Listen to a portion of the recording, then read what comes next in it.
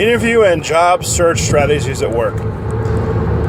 In this episode, I'd like to talk to you about what you can say, or give you an idea, really, just give you a suggestion on what to say when your future employer asks you, so tell us about a time when you, in your job, where you had to make a hard decision and what was the outcome. So I'll tell you two scenarios about that. The first one is that you could use. If you're in IT, you can use this one. If you're not, I don't know that it would be applicable. Here goes. Here's a scenario. We had to, for better lack of term, is make the SQL database secure. So we didn't know what the SA password was for the SharePoint site. so we changed the SharePoint. We changed the SQL SA password to something, basically, and in doing so, took down the SharePoint site.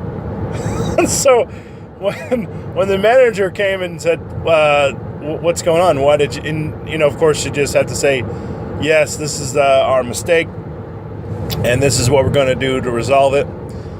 And in that case, the SQL server was a physical server. Of course, the SharePoint server was too. So our solution, we said, well, we're just going to virtualize it. Since it's down, let's go ahead and virtualize it. And it of course, it came back up. We got it back up in, I don't know, a couple hours. But, that was that was a scenario. So you could use that if you want to, or something like that. If you don't have anything, I don't know why you wouldn't have anything in your repertoire.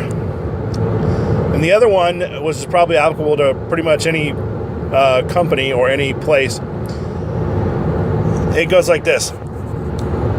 Yesterday, the client or the customer called me and I solved the customer's problem, or so I thought. The next day, the customer, because I wasn't in at that as early, the customer called a coworker. The coworker then calls me and says, "What's going on with this?" etc., etc.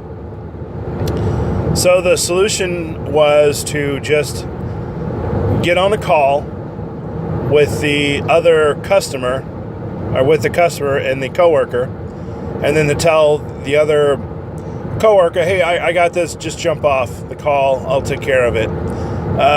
So what does that do? That gives the customer an idea that, okay, I've talked to this other person, then I'm talking to the original person again, so okay, so I'm being handled properly, basically.